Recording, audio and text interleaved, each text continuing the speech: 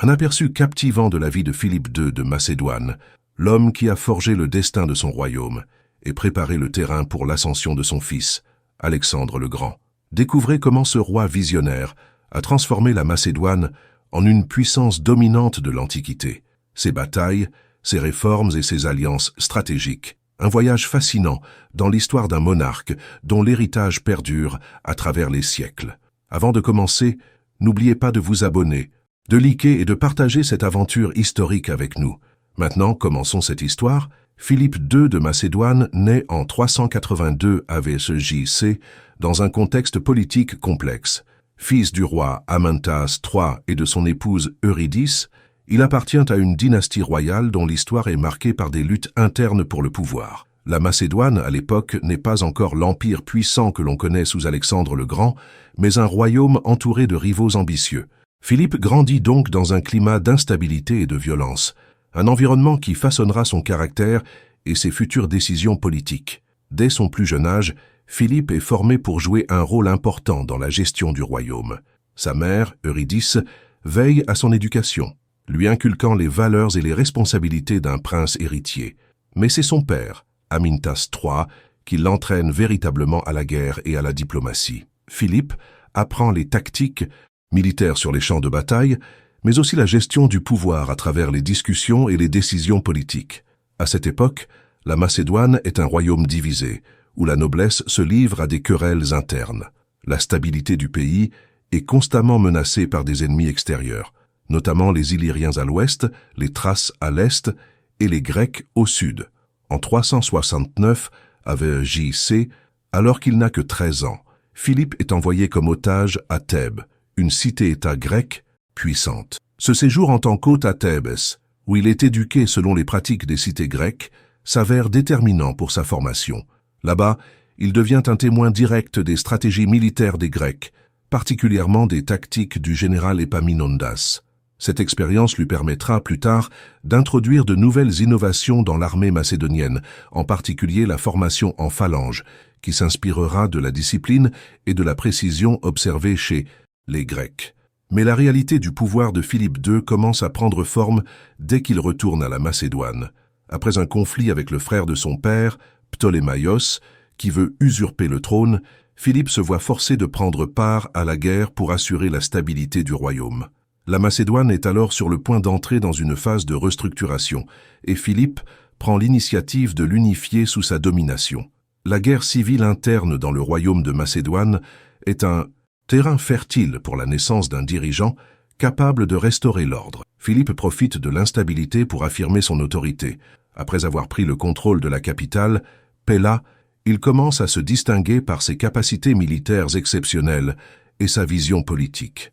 Il adopte rapidement des réformes pour renforcer son pouvoir. Par exemple, il réorganise l'armée macédonienne en créant des unités de cavalerie plus mobiles et des phalanges plus compactes et efficaces. C'est cette armée qui, quelques années plus tard, remportera de grandes victoires, propulsant Philippe vers la gloire. Mais la montée en puissance de Philippe II n'est pas uniquement le fruit de ses talents militaires. Il se révèle également un maître dans l'art de la diplomatie. Très jeune, il comprend que pour unifier son royaume, il devra établir des alliances avec ses voisins et tisser des liens avec les puissances grecques. C'est ainsi qu'il commence à négocier des mariages stratégiques et à s'engager dans des accords politiques avec des royaumes voisins.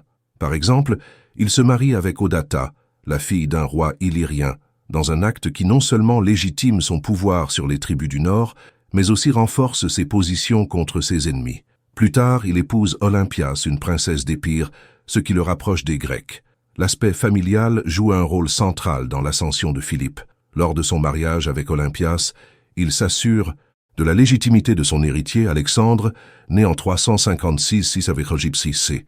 Le prince héritier est destiné à devenir l'un des plus grands conquérants de l'histoire, mais à cette époque, il est encore un enfant, et tout reste à construire. Philippe II est déjà en train de poser les fondations d'un empire qui serait largement dominé par son fils.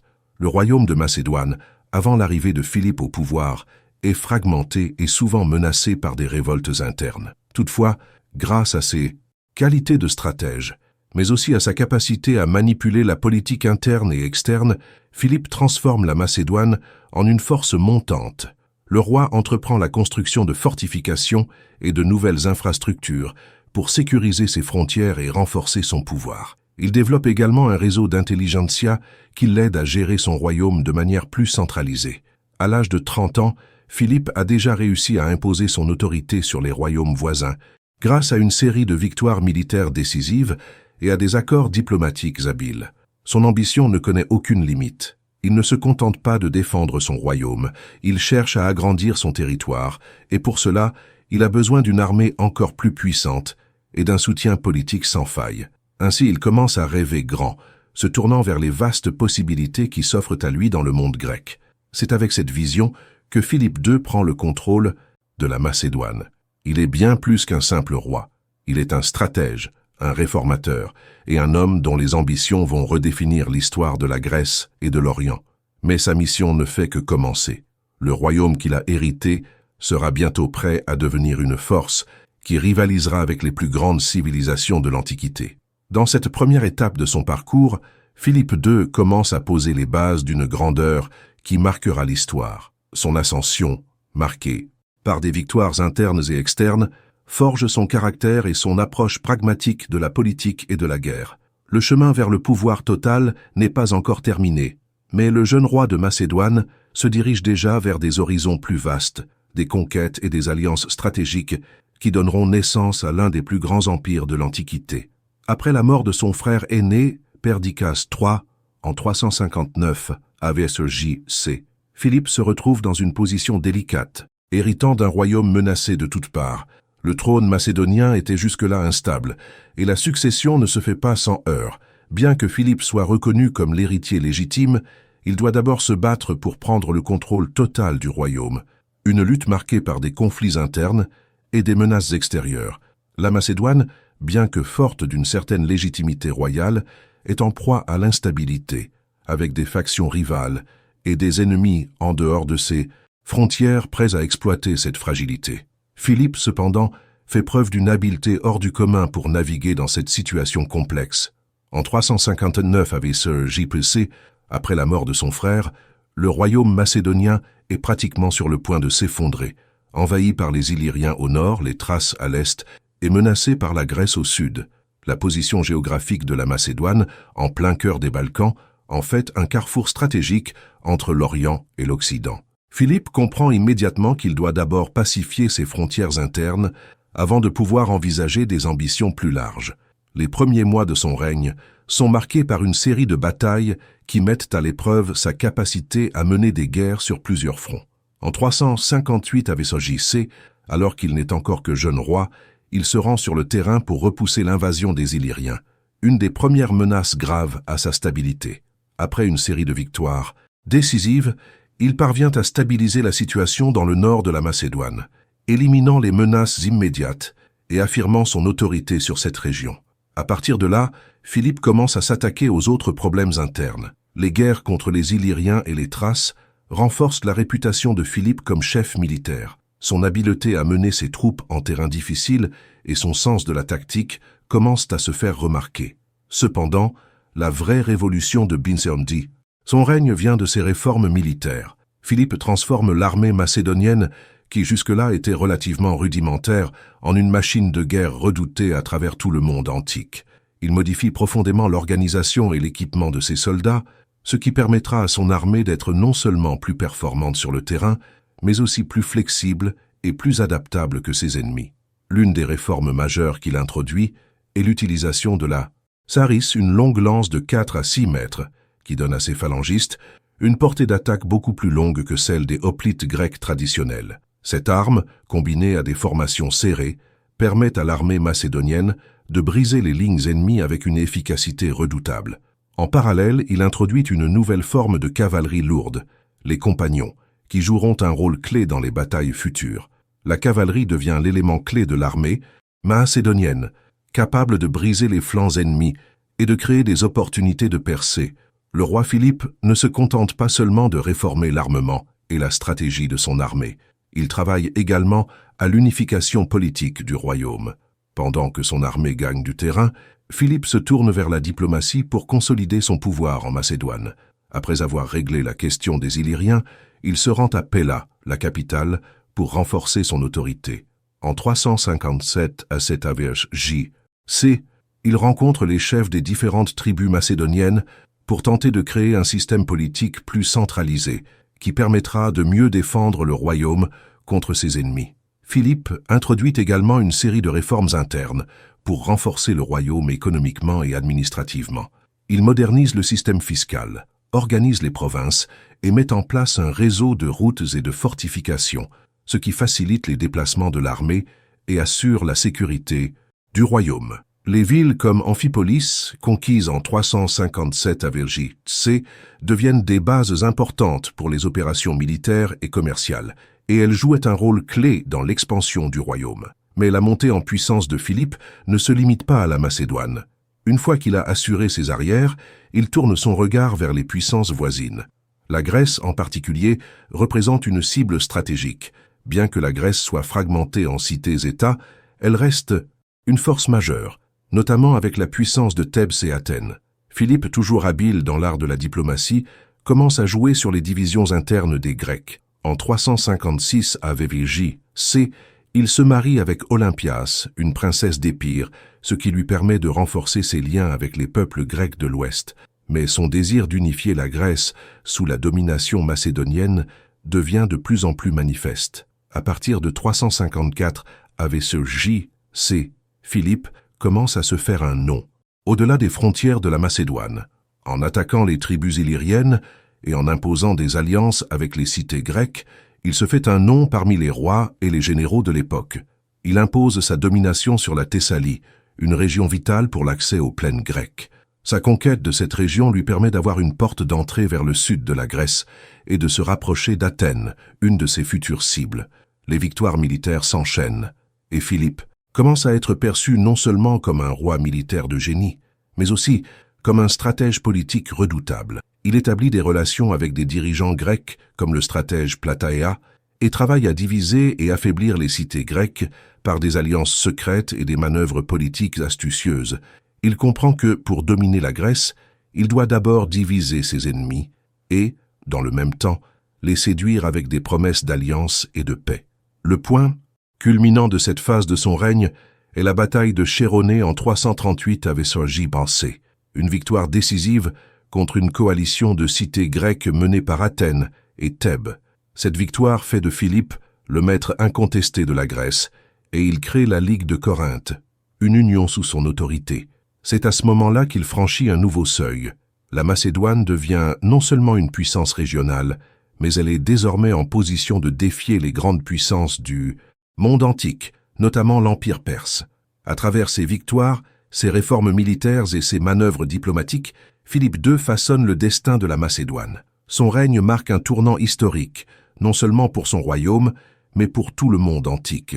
Le royaume macédonien est prêt à s'étendre, et Philippe, armé de son armée modernisée et de sa politique astucieuse, est prêt à se lancer dans des conquêtes plus ambitieuses, des ambitions qui trouveront leur apogée sous le règne de son fils, Alexandre le Grand.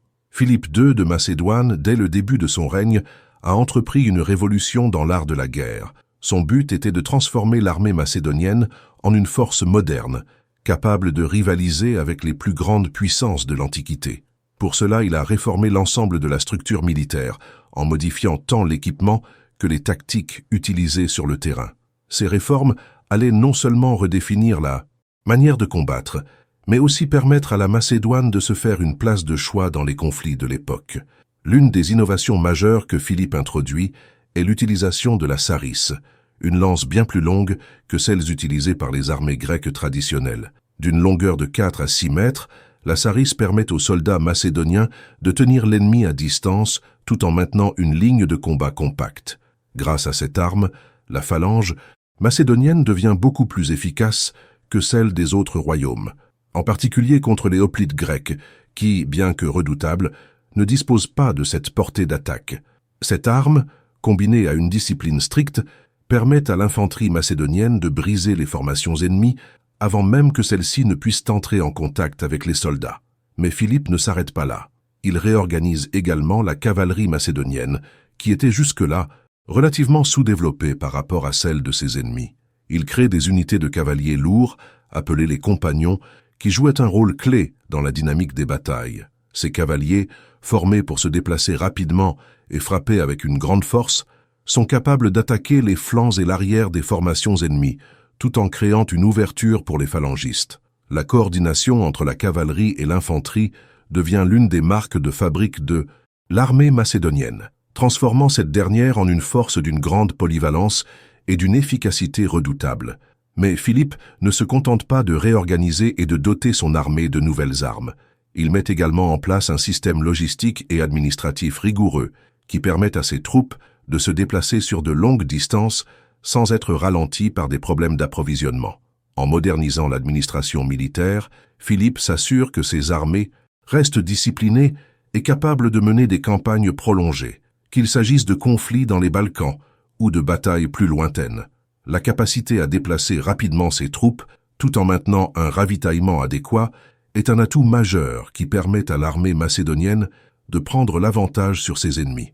L'un des grands atouts de Philippe, en plus de ses innovations militaires, est sa capacité à maintenir une armée extrêmement disciplinée. Chaque soldat, qu'il soit phalangiste, cavalier ou archer, est formé à exécuter des manœuvres complexes et à agir de manière coordonnée, de sorte que l'ensemble de l'armée fonctionne comme une unité homogène. Cette discipline est d'autant plus importante que Philippe mène souvent ses campagnes dans des territoires hostiles et sur des terrains difficiles, où la capacité à suivre des ordres précis peut faire la différence entre la victoire et la défaite. Grâce à ces réformes, Philippe transforme son armée en une machine de guerre redoutable, prête à prendre l'avantage sur toute opposition.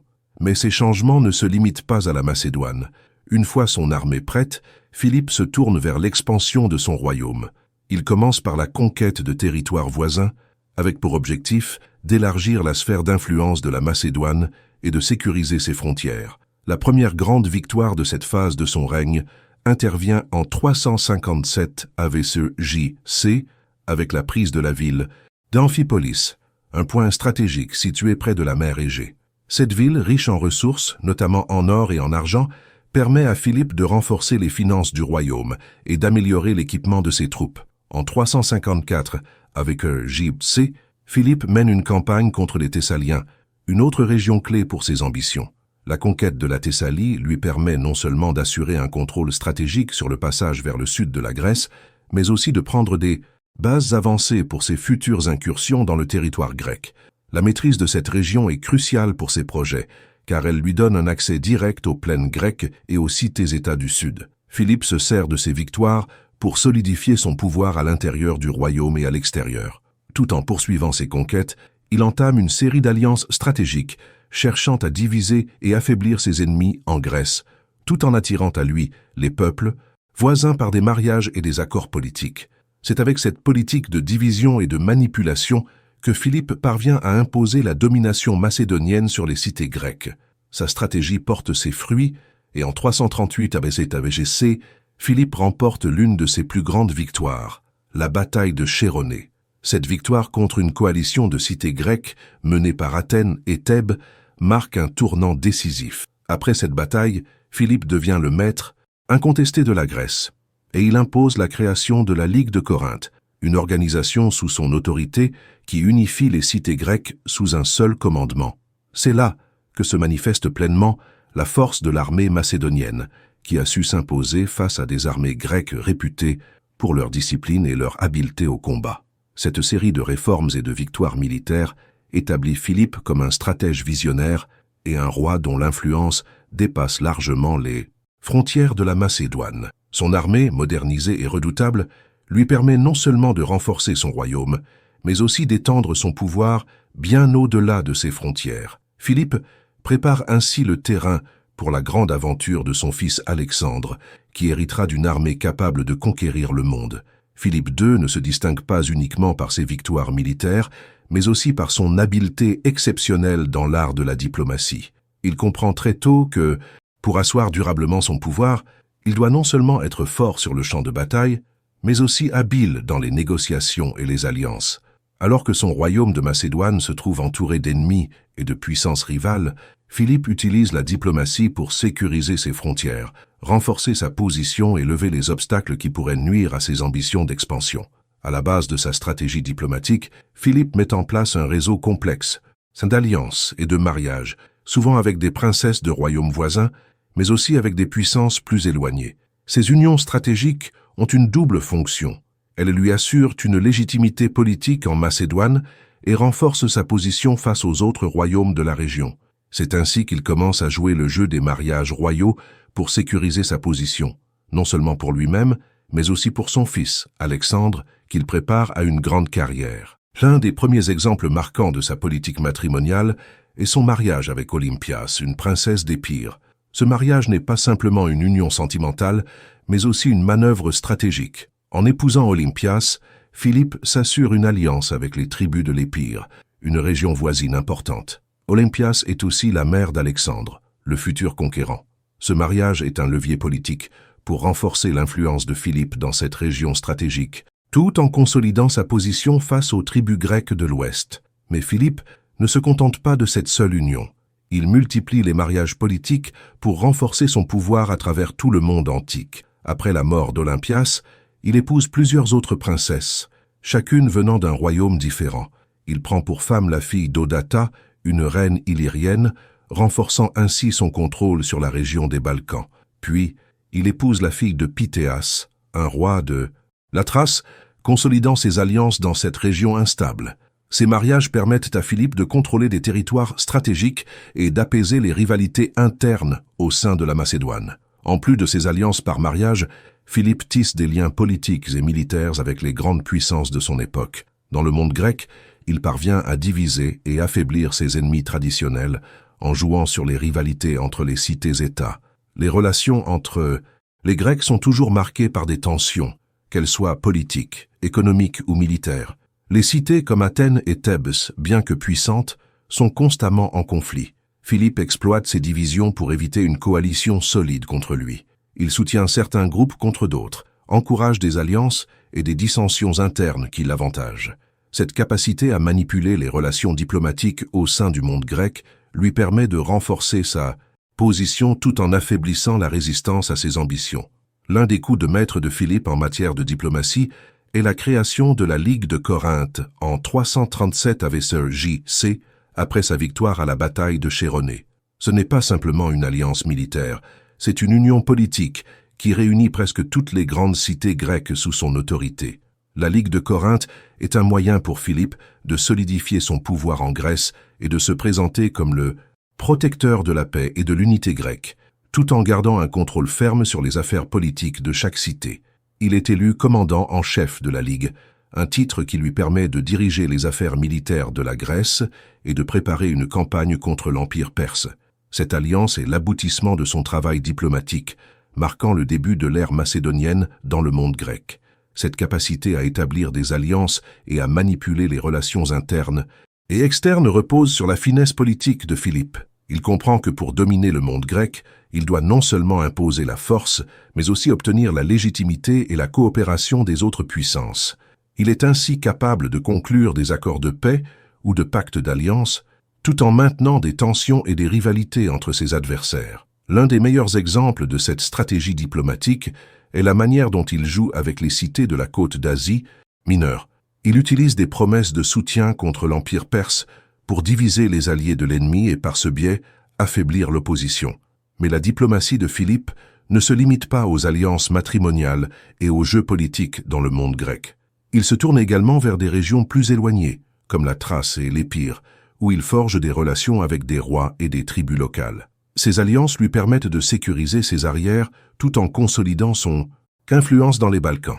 En outre, elles lui fournissent des ressources et des troupes supplémentaires pour ses futurs projets militaires. En outre, Philippe établit des relations avec des royaumes plus éloignés, comme celui des Illyriens et des Scythes, tout en restant en bons termes avec les marchands et les commerçants. Cela lui permet de maintenir des routes commerciales ouvertes et de renforcer les bases économiques de la Macédoine. Par exemple, après avoir conclu une alliance avec le roi illyrien Glaucus, Philippe garantit la sécurité des routes commerciales du Nord, ce qui s'avère essentiel pour le développement économique du royaume. Dans le même temps, Philippe est conscient de la nécessité de ne pas négliger les grands voisins de la Macédoine, notamment l'Empire perse. Bien qu'il se fasse une réputation de conquérant, il n'hésite pas à utiliser la diplomatie pour calmer les tensions avec la Perse. Il noue des contacts avec des diplomates perses et se prépare à une guerre qui, bien qu'inévitable, ne doit pas être précipitée. Il espère ainsi disposer de suffisamment de temps pour renforcer sa position avant d'affronter l'empire le plus puissant du monde antique. La diplomatie de Philippe II est donc caractérisée par une grande flexibilité et une vision stratégique. Il sait que ses victoires sur le terrain ne suffisent pas à garantir la pérennité de son royaume et de ses ambitions. Pour cela, il doit multiplier les alliances, utiliser les mariages à des fins politiques, diviser ses ennemis et renforcer les liens avec des royaumes voisins. Grâce à cette politique astucieuse, il pose les fondations d'un empire qui ne cessera de croître, culminant avec les conquêtes d'Alexandre le Grand. À travers ses stratégies diplomatiques et ses alliances habiles, Philippe II transforme la Macédoine en une puissance incontournable de l'Antiquité. Ses compétences à naviguer dans les arcanes de la politique internationale, à équilibrer ses relations avec des puissances diverses et à manipuler les rivalités internes lui permettent de préparer son royaume non seulement à survivre, mais à dominer le monde grec et au-delà. Sa vision diplomatique est aussi essentielle à son héritage que ses réformes militaires, et c'est grâce à elle qu'il crée les conditions nécessaires à l'expansion future de son empire. La guerre contre les Grecs représente l'un des moments les plus significatifs du règne de Philippe II de Macédoine. Après avoir méticuleusement préparé son royaume et son armée, Philippe décide qu'il est temps d'affirmer son autorité sur les cités grecques qui, bien que puissantes, sont constamment divisées par des rivalités internes. La Grèce, fragmentée en plusieurs cités-États, est en proie à des luttes pour la suprématie et à des conflits entre elles. La capacité de Philippe à exploiter ces divisions et à mener une série de batailles décisives est un aspect clé de sa stratégie pour imposer sa domination sur cette région stratégique. Le contexte de cette guerre trouve son origine dans la victoire de Philippe sur ses ennemis dans les Balkans et sa consolidation du pouvoir macédonien. Une fois le royaume de Macédoine sécurisé et son armée modernisée, Philippe commence à lorgner vers le sud, vers la Grèce, qui, malgré sa grande culture et son influence, est en pleine désunion. Le roi macédonien comprend que pour renforcer son pouvoir et sa position, il doit subjuguer les cités grecques tout en présentant la Macédoine comme un protecteur et un unificateur potentiel de la Grèce. L'opportunité de passer à l'offensive se présente en 338 AVJC lorsque Philippe est confronté à une coalition de cités grecques menée par Athènes et Thèbes, qui se sont unis dans le but de contrer l'expansion macédonienne. Philippe, toujours plus déterminé à dominer la Grèce, voit dans cette menace une occasion de briser l'opposition grecque une fois pour toutes. Il utilise sa maîtrise de la diplomatie pour diviser ses ennemis tout en préparant ses troupes à un affrontement décisif. La bataille de Chéronée, qui se déroule en août de l'année 338, est le théâtre de l'une des plus grandes victoires de Philippe II. Les forces macédoniennes, bien qu'elles soient inférieures en nombre à celles de la coalition grecque, sont mieux organisées et mieux dirigées. Philippe, fort de ses réformes militaires, a une armée d'élite qui combine l'infanterie lourde des phalangistes et la cavalerie des compagnons, ce qui lui permet de contrôler le champ de bataille avec une précision mortelle. Les Grecs, quant à eux, sont divisés et moins bien coordonnés, ce qui les rend vulnérables à une manœuvre stratégique. Philippe déploie ses troupes avec une grande efficacité, exploitant les faiblesses de ses adversaires. Il place sa cavalerie, sous son commandement direct, sur l'aile droite, tandis que l'infanterie, organisée en deux phalanges serrées, occupe le centre. La cavalerie macédonienne, agile et puissante, est dirigée contre l'aile droite de l'armée grecque, qui est composée principalement de cavaliers athéniens et thébains. Philippe, à la tête de ses compagnons, inflige un coup décisif à la cavalerie grecque, avant de se tourner vers le centre du dispositif qui est en train de s'effondrer. Dans un mouvement coordonné, ces phalangistes brisent les lignes grecques, forçant la coalition à battre en retraite. La bataille de Chéronée se solde par une victoire écrasante pour Philippe II. Les pertes grecques sont considérables et la coalition est anéantie. Pour Philippe, cette victoire ne signifie pas seulement la domination militaire, mais aussi la soumission de la Grèce à son autorité. La victoire de Chéronée marque la fin de l'indépendance des cités grecques et le début de l'établissement de l'hégémonie macédonienne dans la région. Les conséquences immédiates de la bataille de Chéronée sont nombreuses et profondes. Philippe, après cette victoire, prend des mesures pour consolider son pouvoir sur les cités grecques Il ne cherche pas à détruire la civilisation grecque, ni à anéantir ses traditions, mais plutôt à en prendre le contrôle tout en maintenant une forme d'apparente autonomie. Sa politique est celle de l'intégration et de l'unification. Pour cela, il crée la Ligue de Corinthe, une organisation politique et militaire dans laquelle il impose sa domination tout en intégrant les cités grecques en tant que membres à part entière. La Ligue de Corinthe est à la fois une tentative de maintenir la paix entre les cités grecques et un moyen pour Philippe d'organiser les forces de la Grèce sous son commandement. Chaque cité conserve une certaine autonomie, mais elles doivent toutes reconnaître l'autorité de Philippe en tant que commandant en chef de la Ligue. La Ligue de Corinthe marque une étape majeure dans la transformation de la Grèce en un tout sous l'hégémonie macédonienne. Par cette manœuvre diplomatique, Philippe parvient à gagner le soutien de nombreuses cités tout en renforçant son emprise sur le monde grec. Dans la pratique, les cités grecques sont contraintes de suivre la volonté de Philippe, tout en bénéficiant de la paix et de la stabilité qu'il leur offre. Elles doivent, cependant, participer aux campagnes militaires qu'il organise, notamment contre l'Empire perse, un projet qui occupera une place centrale dans ses ambitions. La victoire de Chéronée et la création de la Ligue de Corinthe annoncent également le début de l'unification de la Grèce sous un seul dirigeant. L'idée d'une Grèce unifiée sous un commandement centralisé est une idée qui résonne depuis longtemps chez les philosophes et les politiciens grecs, mais c'est Philippe qui parvient à la concrétiser. Bien qu'il soit un monarque étranger, Philippe fait preuve d'une grande habileté à rallier les Grecs à sa cause, en se posant comme le protecteur de la culture grecque et en promettant de libérer les Grecs des menaces extérieures, notamment celles de l'Empire perse. Cette unification, bien qu'elle soit d'abord politique, permet à Philippe d'entrer dans la postérité en tant que visionnaire. En subordonnant les cités grecques tout en respectant leur culture, il prépare le terrain pour son héritier, Alexandre, qui, avec une armée unifiée et disciplinée, entreprendra la conquête de l'Empire perse et au-delà. Le règne de Philippe II après la bataille de Chéronée se termine sur une note de grandeur militaire et politique, même si son propre rôle dans l'unification de la Grèce ne fait que préparer l'incroyable destin de son fils.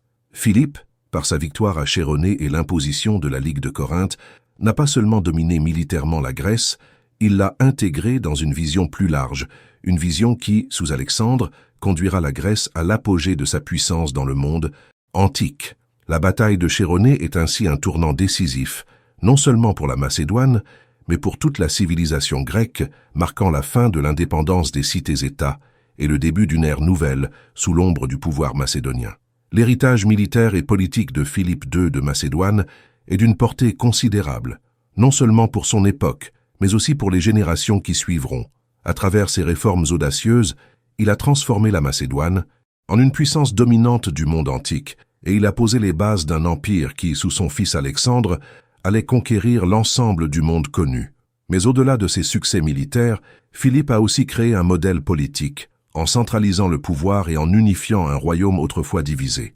Ces fondements ont permis à son héritier de continuer l'œuvre de conquête et d'expansion avec une force et une cohésion remarquables.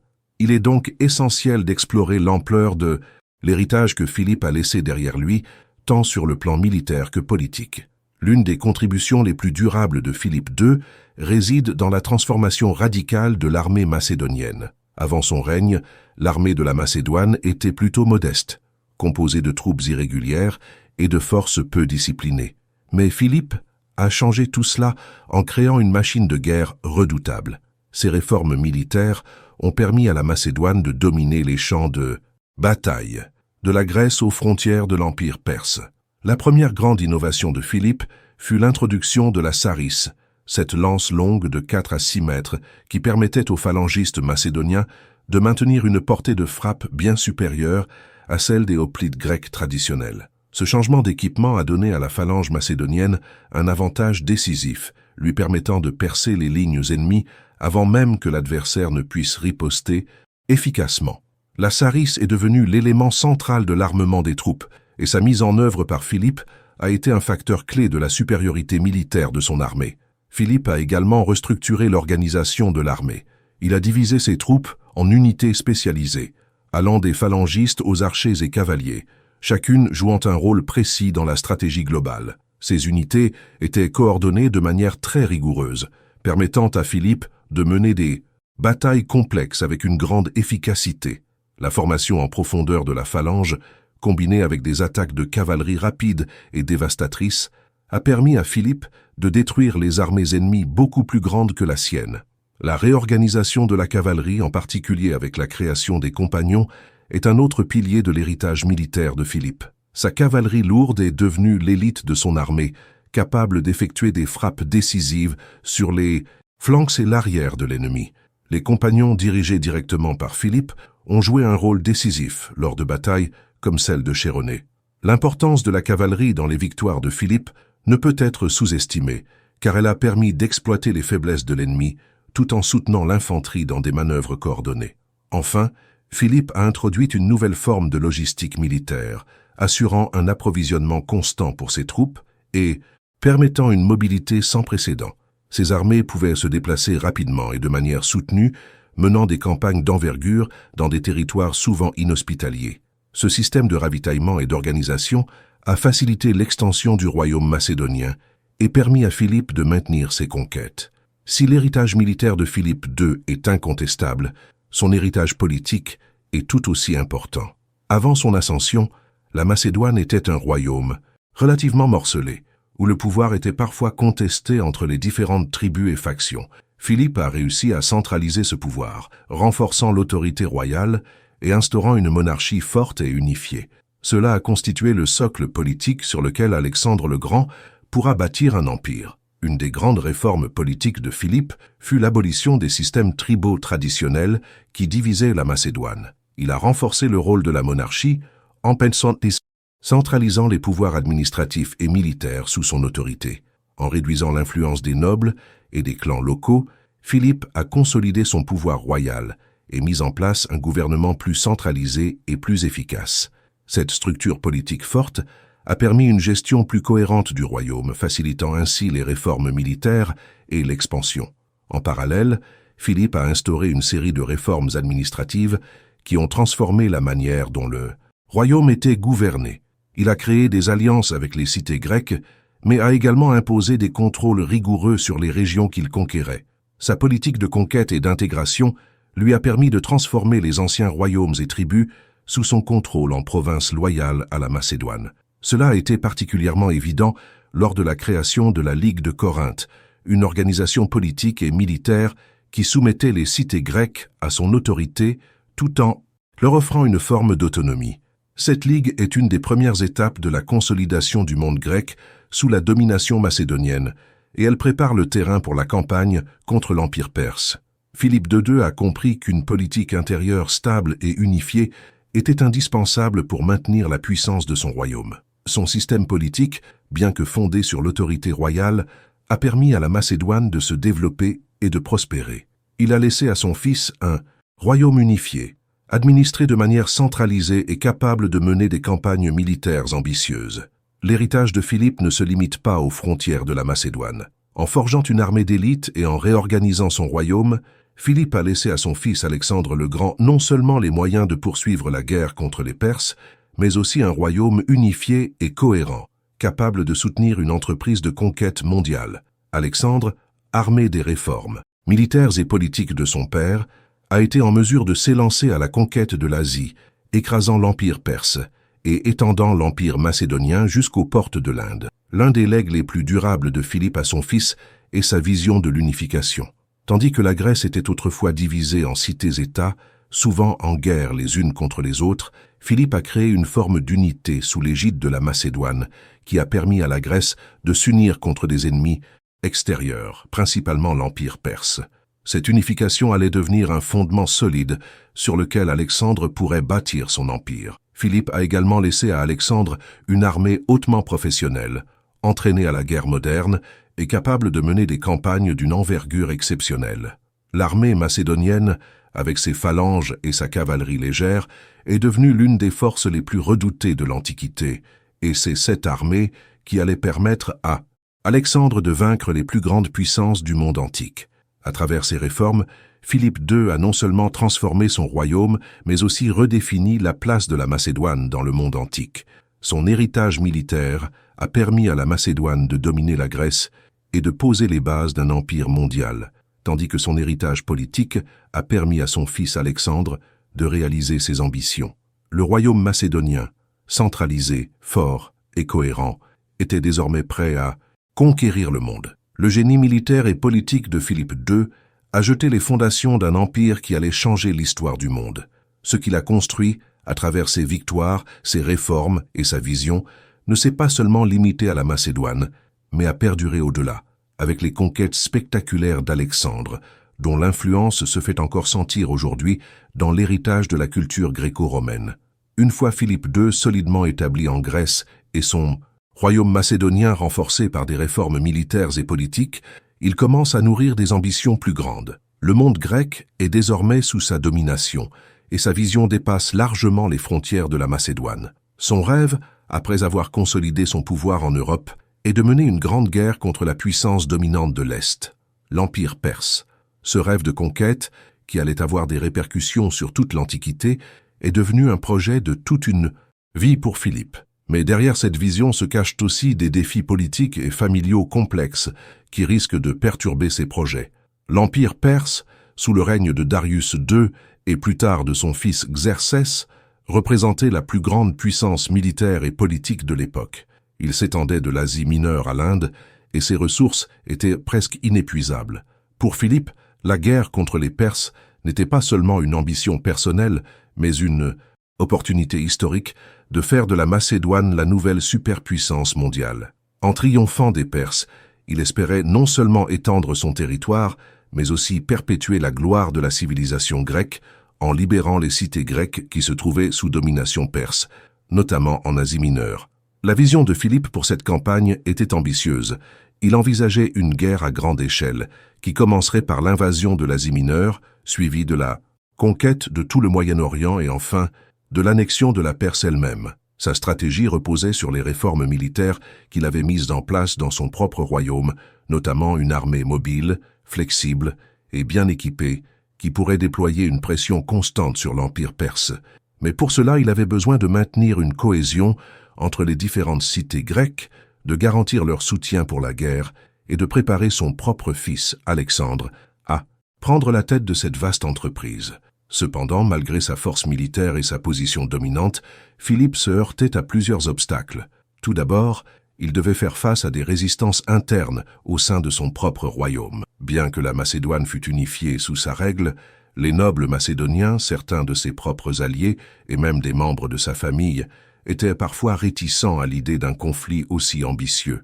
La guerre contre la Perse représentait un risque colossal, et certains se demandaient si la Macédoine était prête pour un tel défi.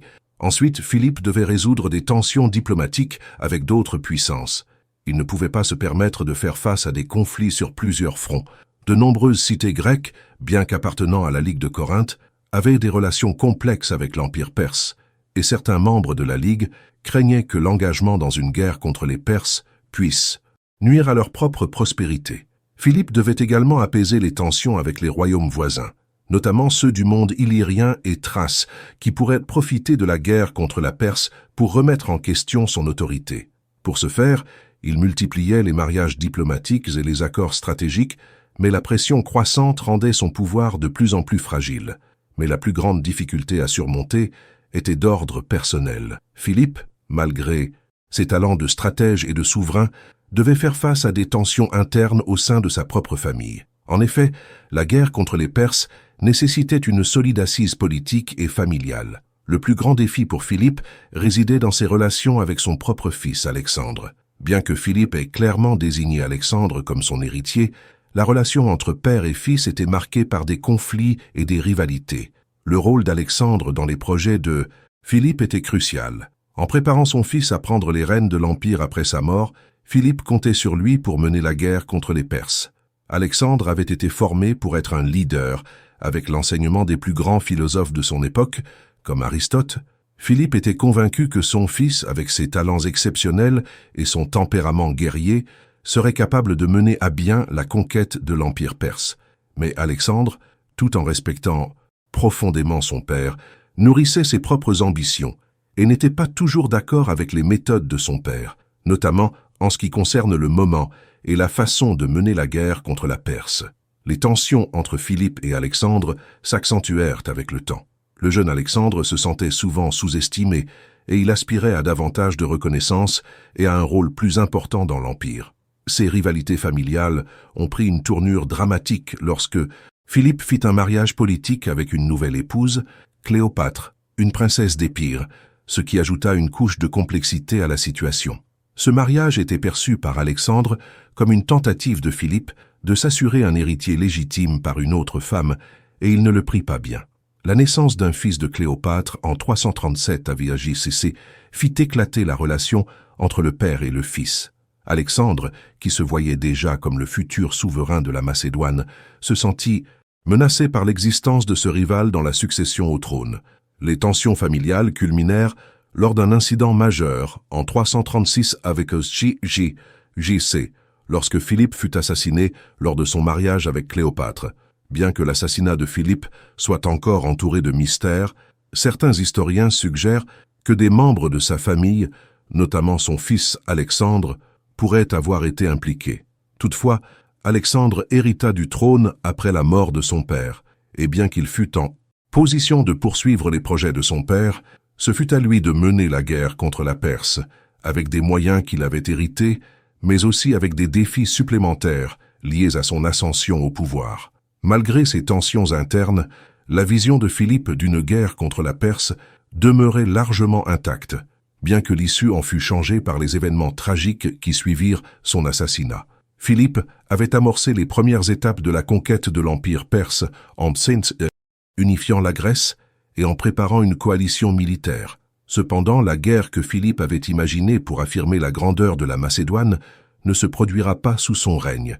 Ce fut Alexandre, son fils, qui accomplira l'ambition de son père et mènera l'armée macédonienne à la conquête de l'Empire perse, écrasant les forces de Darius III à des batailles légendaires comme celles d'Issos et de Gaugamel, et devenant l'un des plus grands conquérants de l'histoire. Les ambitions de Philippe II pour une guerre contre la Perse, bien qu'interrompues par sa mort prématurée, ont jeté les bases de la conquête d'un empire mondial. Son rêve de soumettre la Perse et d'unifier le monde grec sous un même commandement a trouvé son aboutissement à travers les actions d'Alexandre.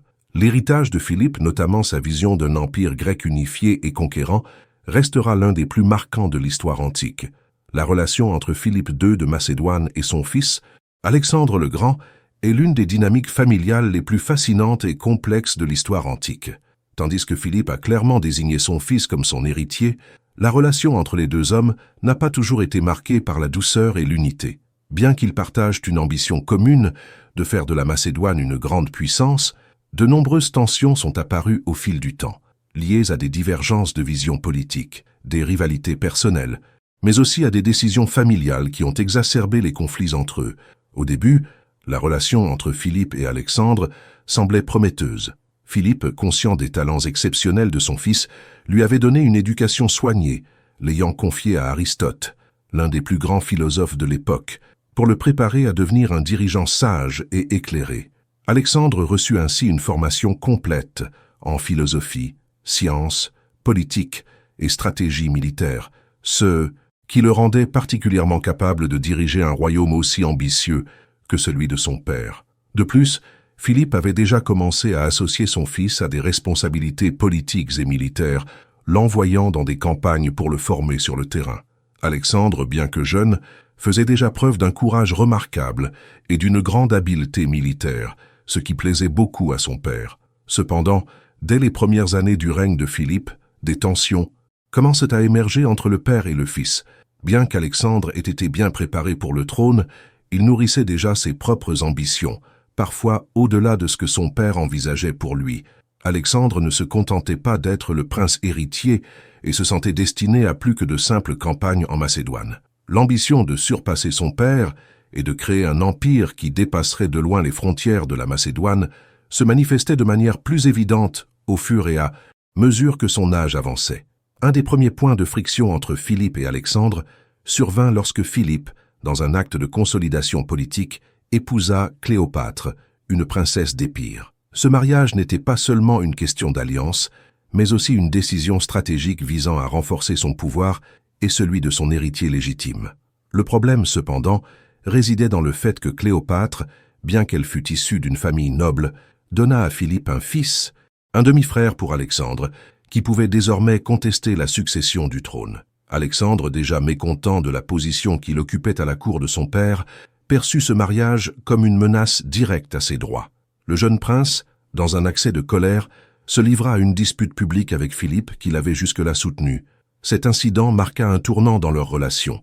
La querelle s'aggrava après un épisode dramatique qui se produisit lors de la campagne d'Épire. Philippe, furieux de l'attitude de son fils, choisit de punir Alexandre en le renvoyant de la cour avec sa mère, Olympias. Mais la situation se dégrada encore davantage lorsque Philippe, tout en consolidant son pouvoir, se rendit compte que le soutien de son fils pour ses campagnes futures était crucial. Cela ne fit qu'intensifier la fracture entre eux, chaque côté tentant de redorer son image et de renforcer ses propres soutiens au sein du royaume. Derrière ces querelles publiques se cachaient des tensions plus profondes.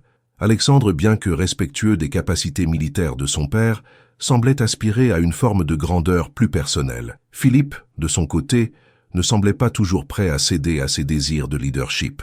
Il voulait garder la mainmise sur l'avenir du royaume et sur les décisions stratégiques qui concernaient l'Empire. Ces ambitions conflictuelles entre le père et le fils alimentaient une atmosphère tendue au sein de la famille royale, d'autant plus que l'ombre de la guerre contre la Perse, à laquelle Philippe pensait depuis longtemps, pesait sur la relation entre les deux hommes.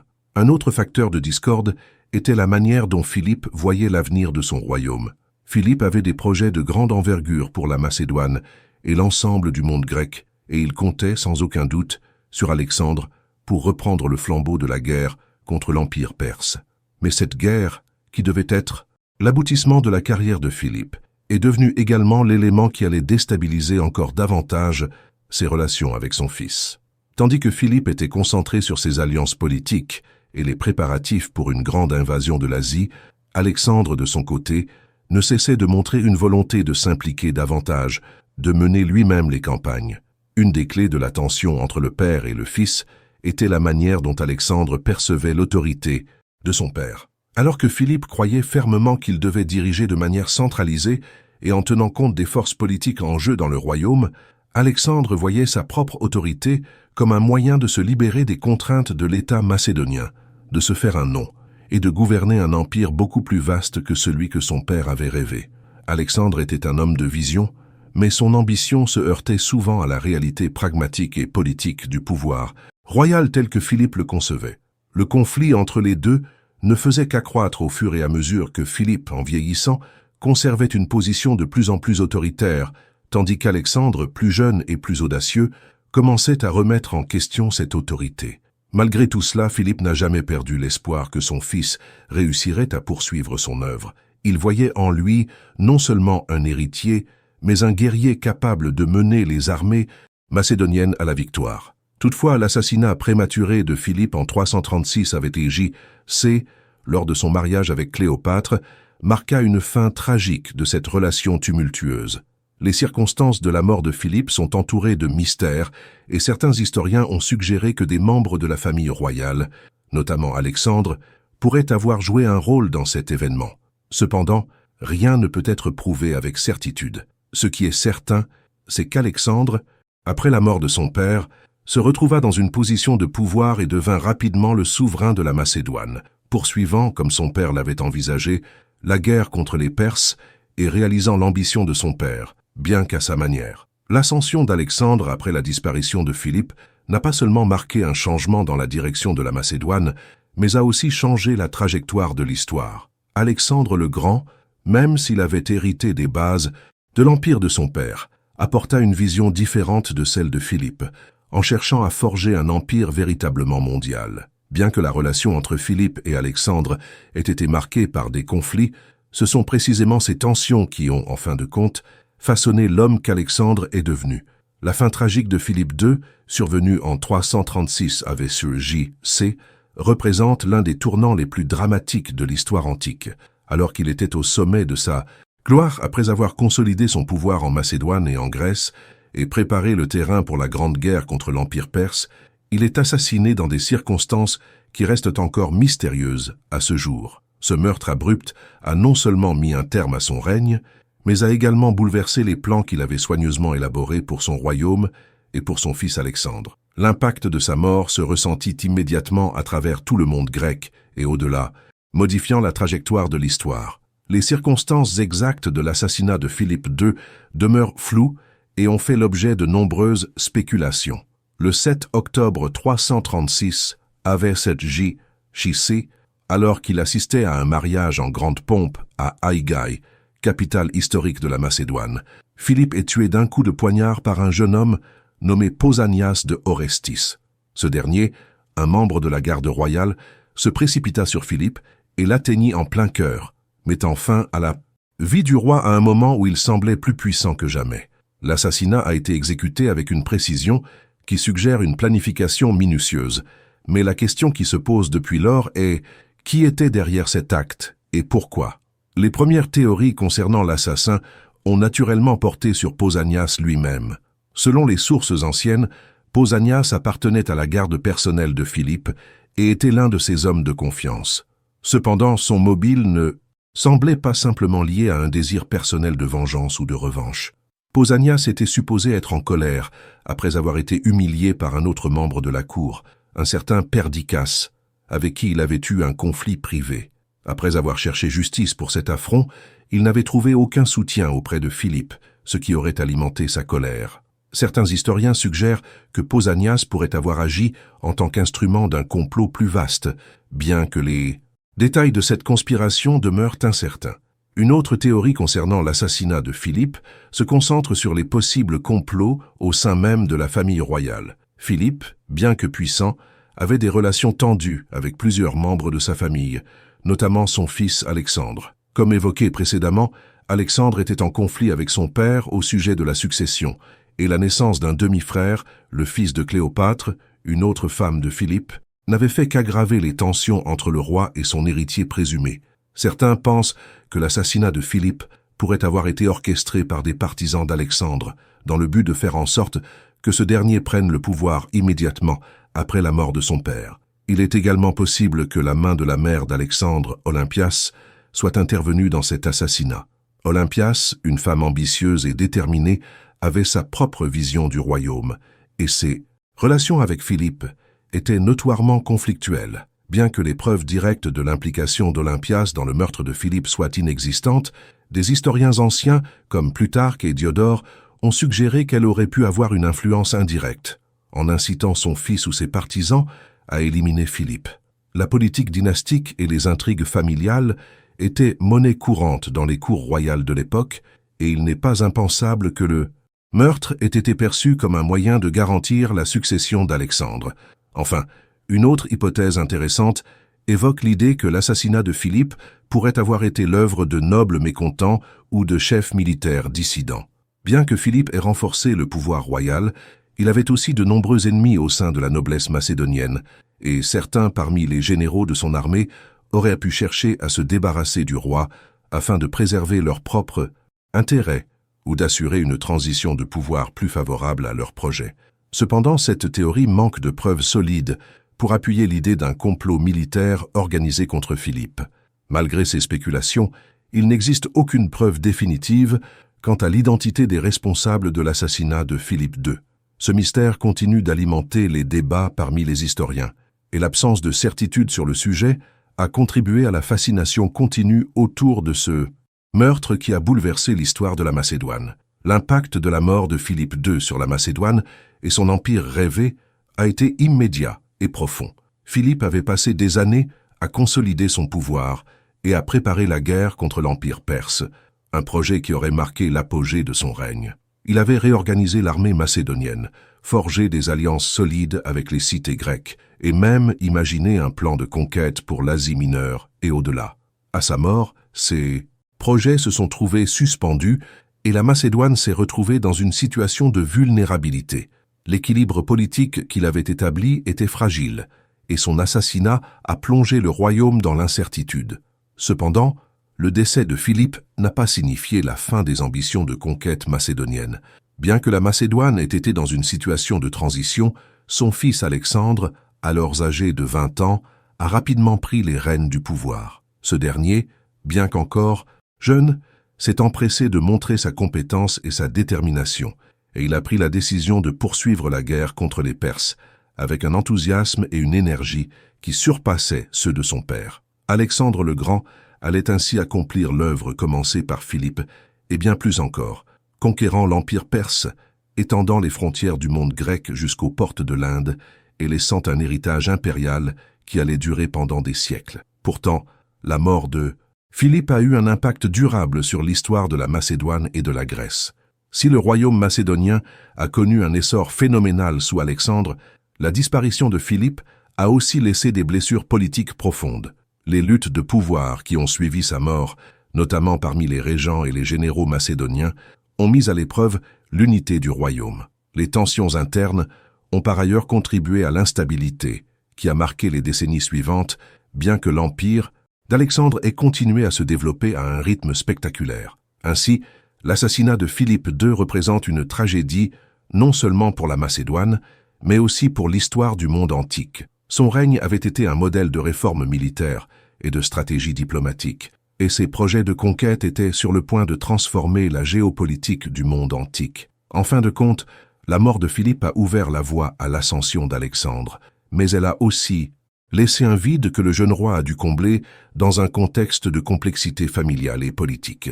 La disparition brutale de Philippe a marqué la fin d'une ère et le début d'une autre, une ère où le nom de Macédoine, à travers les exploits de son fils, allait être gravé dans les annales de l'histoire. Bien que son règne ait été brutalement interrompu, l'héritage de Philippe II de Macédoine perdure de manière impressionnante, non seulement à travers les conquêtes de son fils Alexandre le Grand, mais aussi par les fondements solides qu'il a laissés pour l'avenir de la Macédoine et de la Grèce. La transformation qu'il a opérée dans son royaume, son armée et ses alliances diplomatiques a permis à la Macédoine de jouer un rôle central dans l'histoire antique. Même après sa mort, la vision de Philippe a eu une influence déterminante sur la direction prise par l'Empire macédonien et a ouvert la voie à l'un des plus grands empires que le monde ait jamais connu. Philippe a façonné la Macédoine non seulement en un État puissant, mais aussi en une société prête à conquérir et à étendre son influence. Il a fondé un empire sur des bases solides, bâti autour d'une armée redoutable et d'une diplomatie habile. Lors de son assassinat, il avait déjà réalisé une grande partie de son rêve, celui de soumettre la Grèce sous une même bannière et de préparer une invasion de l'Empire perse. En consolidant la Grèce sous son autorité, il avait mis fin à des siècles de guerre civile entre les cités-États grecs. De plus, il avait profondément réformé l'armée macédonienne, transformant une force modeste en une machine de guerre imposante. Grâce à ses innovations tactiques, comme l'introduction de la sarisse et l'amélioration de la coordination entre la cavalerie et l'infanterie, Philippe a donné à son royaume une capacité militaire qui allait marquer l'histoire. L'héritage militaire de Philippe II a été l'une de ses contributions les plus durables. À travers ses réformes, il a non seulement consolidé son pouvoir sur la Macédoine, mais il a aussi préparé le terrain pour la conquête de l'Asie. Son fils, Alexandre, qui avait été formé à la guerre dès son plus jeune âge, hérita d'une armée moderne et efficace. La phalange macédonienne, grâce à l'introduction de la sarisse, pouvait désormais déployer une force de frappe redoutable. Les tactiques militaires de Philippe, qui avaient été perfectionnées au cours de ses campagnes en Grèce et ailleurs, allaient servir de base aux victoires spectaculaires d'Alexandre contre les Perses, notamment à la bataille d'Issos et à celle de Gaugamel. De plus, l'un des aspects les plus remarquables de l'héritage militaire de Philippe fut sa capacité à intégrer les nouvelles stratégies de guerre tout en créant une armée unifiée, disciplinée et résolument modernisée. En réorganisant ses forces, en formant des unités de cavalerie plus mobiles et en plaçant des généraux de confiance à des postes clés, Philippe a fait de la Macédoine une superpuissance militaire, prête à mener des campagnes d'envergure. Lorsque son fils Alexandre prit la tête de l'armée, il ne fit qu'élargir et approfondir ce travail en menant des conquêtes plus ambitieuses. Mais c'est bien Philippe qui en avait posé les bases. L'héritage politique de Philippe II est tout aussi important. Il a su utiliser la diplomatie pour renforcer la position de la Macédoine sur la scène internationale, en forgeant des alliances avec des royaumes voisins, en consolidant sa position en Grèce par la création de la Ligue de Corinthe et en utilisant des mariages stratégiques, il a réussi à étendre l'influence de son royaume sans avoir à mener constamment des guerres. Philippe était un maître dans l'art de la négociation et ces alliances ont non seulement garanti la stabilité interne de la Macédoine, mais elles ont aussi facilité les expéditions militaires futures. Par exemple, son mariage avec Olympias lui avait permis de sécuriser une alliance avec l'Épire, ce qui a renforcé sa position en Grèce. De même, son union avec Cléopâtre visait à renforcer ses relations avec les royaumes voisins et à renforcer la légitimité de son héritier. La création de la Ligue de Corinthe, qui regroupait les principales cités grecques sous son autorité, fut un autre chef-d'œuvre diplomatique. Cette ligue visait à garantir la paix entre les cités grecques tout en les mettant sous la tutelle de Philippe, qui devenait leur protecteur. Bien que ce pacte fût fondé sur la domination macédonienne, il avait également pour objectif de préparer les Grecs à l'unification sous une même bannière afin de mener la guerre contre l'Empire perse. En établissant cette ligue, Philippe a permis à la Grèce de se rassembler sous une même cause et d'élargir les frontières du monde grec bien au-delà des Balkans.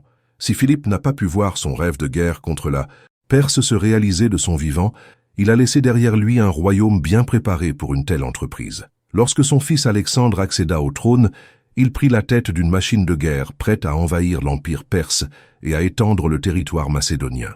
Alexandre, héritier des réformes de son père, transforma rapidement le royaume macédonien en un empire mondial. La vision de Philippe, un empire unifié, puissant et capable de rivaliser avec l'empire perse, s'est concrétisée sous le règne de son fils. Mais ce n'était pas seulement l'étendue géographique de l'empire qui était importante, c'était aussi l'idée d'une culture grecque partagée qui se répandait à travers les territoires conquis, unifiant un monde qui, auparavant, était fragmenté. Sur le plan interne, Philippe a laissé un héritage politique d'unification et de centralisation. Grâce à ces réformes, il a modifié la structure du pouvoir en Macédoine, en réduisant le rôle des clans aristocratiques et en renforçant le pouvoir royal. Cela a permis à Alexandre de diriger sans se heurter à des luttes internes pour le pouvoir. Sous Philippe, la Macédoine a été structurée pour devenir un royaume plus cohérent, capable de faire face aux défis extérieurs et d'étendre son influence sur de vastes territoires. Il a également veillé à ce que l'armée et l'administration fonctionnent de manière plus fluide, en établissant un réseau de gouverneurs et de commandants fidèles, ce qui a facilité la gestion de l'empire macédonien. Philippe a aussi joué un rôle clé dans la redéfinition de la monarchie.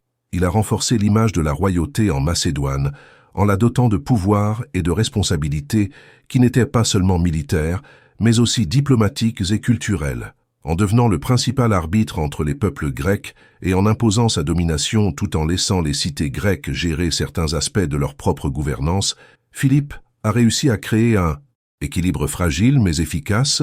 Son approche pragmatique a ouvert la voie à la gouvernance autoritaire d'Alexandre, tout en préparant le terrain pour l'intégration des cultures des peuples conquis dans un empire plus vaste. Même après la mort de Philippe, son influence a continué de se faire sentir dans l'empire d'Alexandre. Bien que la succession de Philippe ait été marquée par des luttes internes, son fils réussit à concrétiser les rêves de son père en menant une série de campagnes spectaculaires. Alexandre poursuivit l'œuvre de son père, élargissant l'empire au-delà des frontières de l'Asie, de l'Égypte à l'Inde, et apporta une forme d'unité entre les peuples conquis sous le sceptre macédonien.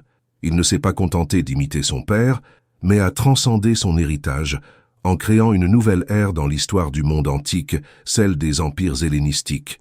L'héritage de Philippe II n'est donc pas seulement celui d'un roi dont l'empire a été porté par la conquête et la guerre. C'est aussi l'héritage d'un visionnaire, d'un réformateur militaire et politique qui a redéfini le paysage géopolitique de son époque. À travers son fils Alexandre, ses idées et ses réformes ont changé le cours de l'histoire, faisant de la Macédoine une des grandes puissances de l'Antiquité et jetant les bases d'un empire mondial qui allait durer plusieurs siècles.